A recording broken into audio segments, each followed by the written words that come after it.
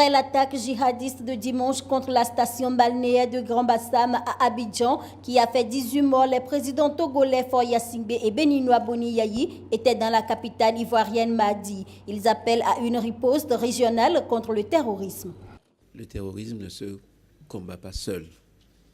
Il y a des réponses nationales qui ont leur importance, mais elles doivent être complétées, amplifiées par une réponse régionale et même internationale.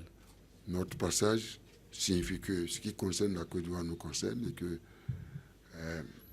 qu'il s'agit de la solidarité sous-régionale, que le plus tôt que possible nous puissions vraiment aller à la mutualisation de nos efforts, de nos ressources, de nos compétences, pour que sur le plan technique, échange des informations, des renseignements, et nous puissions effectivement bâtir un espace suffisamment sécurisé. Pour sa part, le président ivoirien Alassane Ouattara a remercié ses homologues tout en affirmant que le pays s'y était préparé. En tout cas, nous étions préparés. Après ce qui est arrivé à Ouagadougou et à Bamako, et la réaction rapide de nos forces de sécurité l'a démontré. Soulignons que cette première attaque djihadiste en Côte d'Ivoire a fait 33 blessés, 18 morts, dont 4 Français.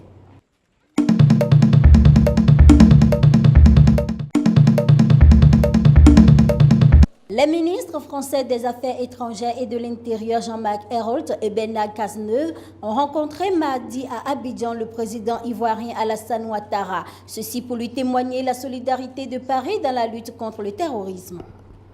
Nous sommes la menace des terroristes de la même façon. Ce qui est en cause, c'est notre mode de vie, notre volonté de réussir notre développement dans la démocratie et la liberté. C'est ce modèle de société qui est menacé, qui est en cause. Nous mettrons les moyens qu'il faut et nous continuerons à nous soutenir mutuellement. Les deux ministres français ont rencontré le président ivoirien Alassane Ouattara en compagnie des ministres ivoiriens de la Défense et de l'Intérieur. Ensemble, ils se sont rendus au chevet des blessés et rencontré la communauté française avant d'aller se recueillir à Grand Bassam sur les lieux de l'attentat.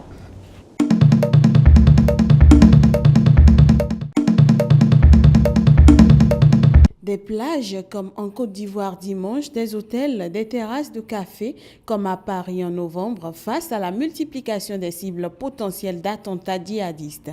Il faut améliorer la rapidité des forces d'intervention car selon des spécialistes, rien ne garantira jamais la sécurité. On a le sentiment que aucun pays finalement n'est à l'abri dans la région mais aussi finalement partout dans le monde. Et on a l'impression qu'il n'y a pas de parade définitive à ce type d'attaque. Mais je pense que lorsqu'on considère par exemple les pays de la région, il y a quand même des efforts qui sont faits.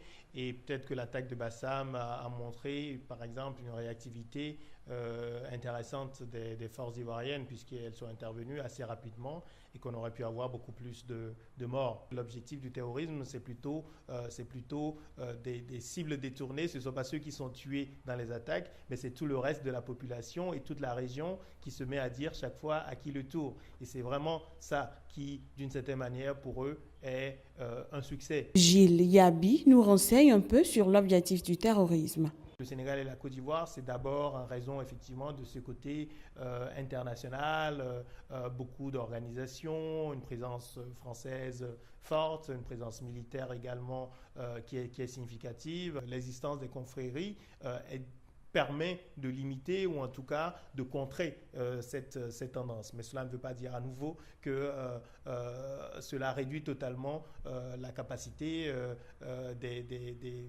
des idéologues avec des discours tout à fait nouveaux de recruter localement. Empêcher les attaques djihadistes est donc une mission impossible. Selon des experts, il faudra fixer ces djihadistes le plus vite possible pour arrêter le massacre. Car les récentes opérations menées en Europe ou en Afrique montrent que les agresseurs, souvent très jeunes, déterminés à tuer le plus de civils possible et à ne pas survivre à leurs opérations, ne sont pas forcément en mesure de résister efficacement aux forces de l'ordre une fois qu'elles interviennent. 「 J リ ヤ ビ nous renseigne un peu sur l'objectif du terrorisme. Selon des spécialistes, rien ne garantira jamais la sécurité. 「 J リ ヤ ビ nous renseigne un peu sur l'objectif du terrorisme. 「 une fois qu'elles interviennent.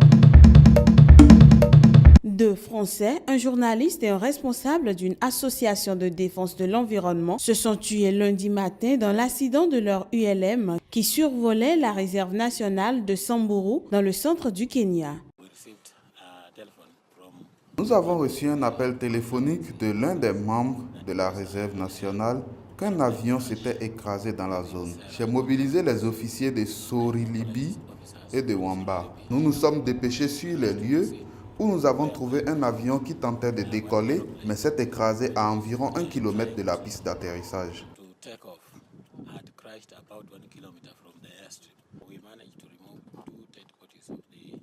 Nous avons réussi à retirer 2 corps à Nairobi en utilisant un autre avion à l'aéroport de Nairobi.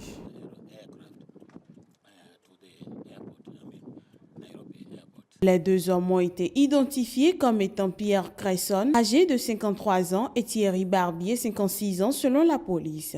Pierre Cresson était journaliste de télévision.